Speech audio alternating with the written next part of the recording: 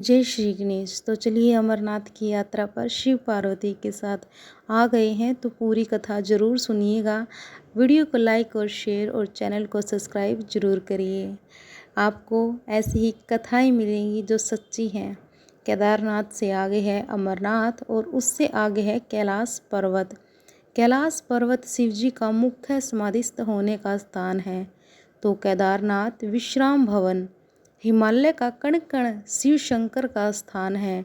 बाबा अमरनाथ को आजकल स्थानीय मुस्लिम लोगों के प्रभाव के कारण बर्फानी बाबा कहा जाता है, जो कि अनुचित है। उन्हें बर्फानी बाबा इसलिए कहा जाता है कि उनके स्थान पर प्राकृतिक रूप से बर्फ का शिवलिंग निर्मित होता है।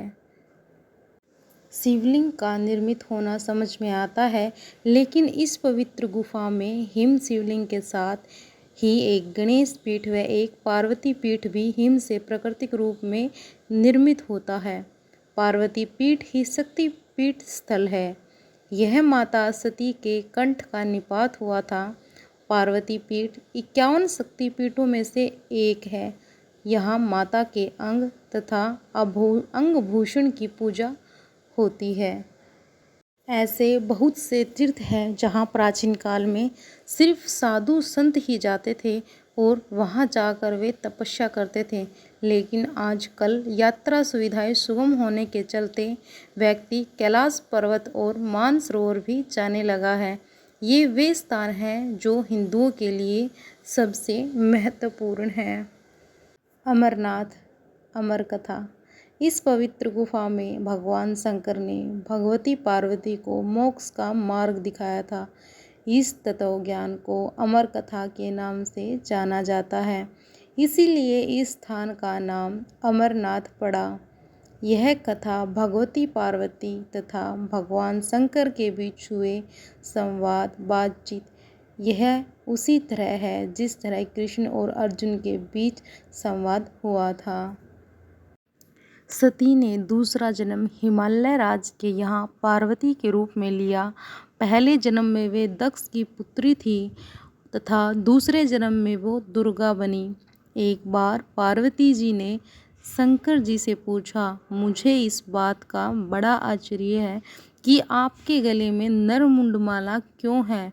भगवान शंकर ने बताया, पार्वती जितनी बार तुम्हारा जन्म हुआ है उतने ही मुंड मैंने धारण किए हैं। पार्वती बोली, मेरा शरीर नाशवान है, मृत्यु को प्राप्त होता है, परंतु आप अमर हैं, इसका कारण बताने का कष्ट करें। मैं भी अजर अमर होना चाहती हूँ। भगवान शंकर ने कहा, यह सब अमर कथा के कारण है। यह सुनकर पार्वती जी ने शिवजी जी से कथा सुनने का आग्रह किया। बहुत वर्षों तक भगवान शंकर ने इसे टालने का प्रयास किया, लेकिन जब पार्वती जी की जिज्ञासा बढ़ गई तब उन्हें लगा कि अब कथा सुना देनी चाहिए। अब सवाल यह था कि अमर कथा सुनाते वक्त कोई अन्य जीव इस कथा को न सुने। इसीलिए भगवान शंकर 5 तत्वों पृथ्वी, जल, वायु, आकाश और अग्नि का परित्याग कर इन पर्वतमालाओं में पहुंच गए और अमरनाथ गुफा में भगवती पार्वती जी को अमरनाथ कथा सुनाने लगे। अमरनाथ गुफा की ओर जाते हुए वे सर्वप्रथम पहलगाम पहुँचे, जहां उन्होंने अपने नंदी का परित्याग किया। तत्पश्चात चंदनवाड़ी में उन्होंने अपनी जटा से चंद्रमा को मुक्त किया। शेषनाग नामक झील पर पहुंचकर उन्होंने अपने गले से सर्पों को भी उतार दिया। प्रिय पुत्र श्री गणेश जी को भी उन्होंने महागुंस पर्वत पर छोड़ देने का निश्चय किया। फिर पंचतरणी पहुंचकर शिवजी ने 5 तत्वों का परित्याग किया। सब कुछ छोड़कर अंत में भगवान शिव ने इस अमरनाथ गुफा में प्रवेश किया और पार्वती जी को अमर कथा सुनाने लगे। जब भगवान शंकर इस अमृत ज्ञान को भगवती पार्वती को सुना रहे थे तो वहाँ एक शुक का बच्चा भी यह ज्ञान सुन रहा था। पार्वती कथा सुनने के बीच बीच में हुंकारे भरती थी। पार्वती जी को कथा सुनते सुनते नींद आ गई। और उनकी जगह पर वहाँ बैठे एक शुक ने हुंकारे भरना प्रारंभ कर दिया। जब भगवान शिव को यह बात ज्ञात हुई तो वे शुक को मारने के लिए दौड़े और उसके पीछे अपना त्रिशूल छोड़ा। शुक जान बचाने के लिए तीनों लोकों में भागता रहा। भागते भागते वह व्यास जी के आश्रम में आया और सूक्ष्म रूप बनाकर उनकी पत्नी वटिका के मुख में घुस गया, उनके गर्भ में रह गया, ऐसा कहा जाता है। ये 12 वर्ष तक गर्भ के बाहर ही नहीं निकले। जब भगवान श्री कृष्ण ने स्वयं आकर इन्हें आश्वासन दिया कि बाहर निकलने पर तुम्हारे ऊपर माया का प्रभाव नहीं पड़ेगा, तभी ये गर्भ से बाहर निकले और व्यास जी के पुत्र कहलाए।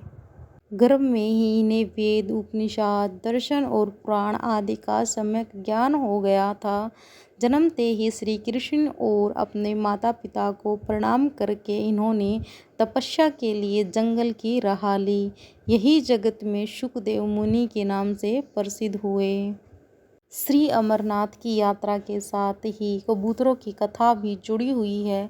इस कथा के अनुसार एक समय महादेव संध्या के समय नृत्य कर रहे थे कि भगवान शिव के गण आपस में ईर्ष्या के कारण क्रू क्रू शब्द करने लगे।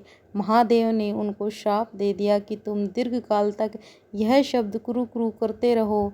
तदुपरांत वे रुद्र रूपी गण उसी समय कबूतर हो गए और उनका स्थायी निवास हो गया। माना जाता है कि यात्रा के दौरान पावन अमरनाथ गुफा में इन्हीं दोनों कबूतरों के भी दर्शन होते हैं। यह आश्चर्य ही है कि जहां ऑक्सीजन की मात्रा नहीं के बराबर है और जहां दूर दूर तक खाने पीने का कोई साधन नहीं है, वहां ये कबूतर किस तरह रहते होंगे। यहाँ कबूतरों के दर्शन करना शिव और पार्वती के दर्शन करना माना जाता है। पार्वती जी भगवान सदाशिव से कहती है, प्रभु मैं अमरीश महादेव की कथा सुनना चाहती हूँ। मैं यह भी जानना चाहती हूँ कि महादेव गुफा में स्थित होकर अमरीश क्यों और कैसे कहलाए। सदाशिव भोलेनाथ बोले, देवी आदिकाल में ब्रह्मा प्रकृति स्थावर जंगल संसार की उत्पत्ति हुई। इस कर्मानुसार देवता, ऋषि, पितृ, गंधर्व, राक्षस, सर्प, यक्ष, भूतगण, कुष्मांड, भैरव, गीदड़, दानव आदि की उत्पत्ति हुई। इस तरह नए प्रकार के भूतों की सृष्टि हुई, परंतु इंद्रादि देवता सहित सभी मृत्यु के वश में थे।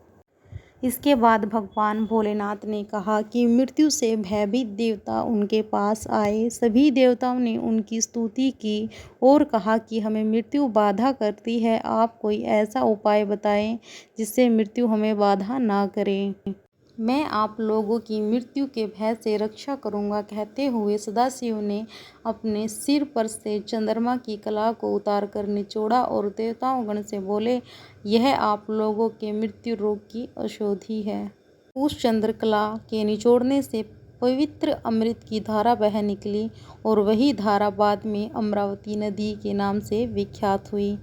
चंद्रकला को निचोड़ते समय भगवान सदाशिव के शरीर पर जो अमृत बिंदु गिरे वे सूख गए और पृथ्वी पर गिर पड़े। पावन गुफा में जो भस्म है वे इसी अमृत बिंदु के कण हैं जो पृथ्वी पर गिरे थे।